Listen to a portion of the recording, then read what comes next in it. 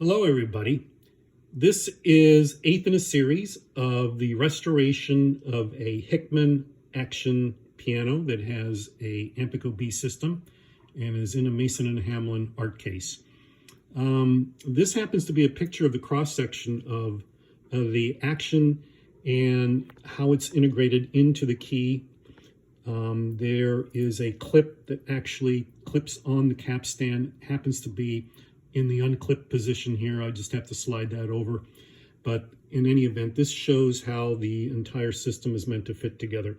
This particular piano has 6 or 7 individual notes that have the Hickman action components, which are either missing and or damaged and need to be replaced. So in an ideal situation, I would have liked to be able to purchase some of these individual notes from one of the 3 pianos that I know exist today that are non-operational, but so far I have not been able to make any progress on that front. Nevertheless, we've got an alternate plan, which is to reproduce all these parts. The last video I made, part 7, talked about the wood parts which have been reproduced and some of the metal parts that were reproduced. And in this video, I want to talk a little bit more about a special component and the challenges that are presented with it. And in specifically, it's going to be about this pin joint right here. This is the pin joint on the flange. It's actually made out of a phenol impregnated composite material that's impregnated with graphite. And fortunately, there's quite a bit of information about that that was done in an interview with Hickman in 1969 and is available on the MMD website. I had a couple of different paths to choose from.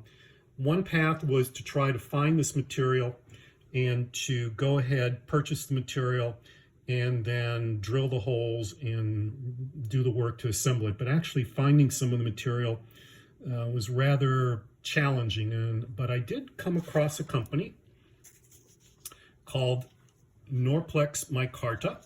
They happen to have a particular grade of composite material called RM315, and as you can see it's a rolled and molded rod. It has plain weave, medium weight cotton. It's in a phenolic resin system which has graphite powder. So it seems to me it would have been an ideal candidate. One thing I did discover in my conversations with some of the technical personnel there is that their sizes are actually a little bit bigger than what I would want.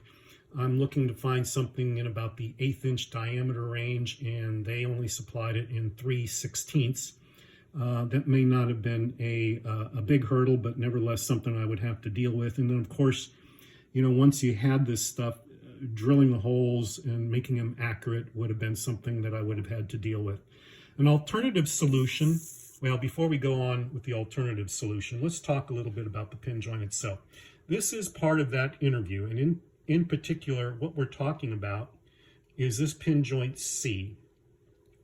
As you can see in this picture, there's quite a bit of technical information that is available for what was originally put in the Hickman action. We see the clearances, the dimensional characteristics, and Hickman himself, even in the dialogue, talks about how they use special carbaloy reamers to actually ream the holes for a very close fit tolerance. And I'm talking about tens of thousands of an inch clearance between the pin and the bushing.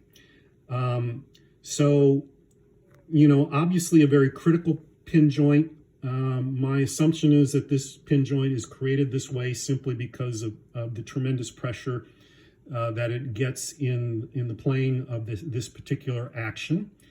And so that's the challenge. So here we have a live version of what we're looking at, and we're talking about this pin joint right there.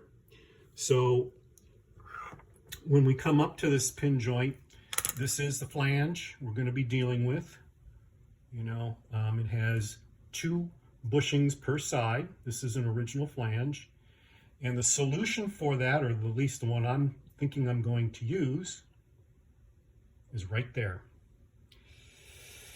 The current composite action that Wessel, Nickel, and Gross uses happens to call for these bushings and pins. And dimensionally, they are exceedingly close, if not identical, to what was in the original design. If I were to take this guy and put it right there, you can see visually they're very close. Now, I happen to have a very fine Japanese saw that I use to cut the outer composite material there, and that enabled me to free up the bushings and the pin. They're not glued in, they are press fit in place. The challenge will be is how to install them, those bushings, into this particular flange and get everything so it lines up correctly. In the original construction, back when Hickman was doing this work, they press fit the bushings in, and then they used a glue which they called casein glue or a DuPont glue to secure the bushing in place. And then they drilled the holes to make sure that the holes were perfectly lined up and that the pin would not bind. Obviously, in this case, since I'm going to be using pre-drilled bushings, there's probably zero or very little chance that I could drill these holes, press fit the bushings in, and then have the holes for the pin line up exactly the way they needed to be so that it worked. What I think I'm going to have to do is probably drill a hole that's is larger in size, and then get the bushings set in place with the pin to help align them, and then somehow determine if I can glue them in place and make them stay put so that they don't come out during normal use. So that's the challenges we have. We think we've got a direction that we want to go to, and hopefully we can make that work, but we won't know that until we drill our first flange and put the bushings in there and see if we can make them stay and see if we can make it work.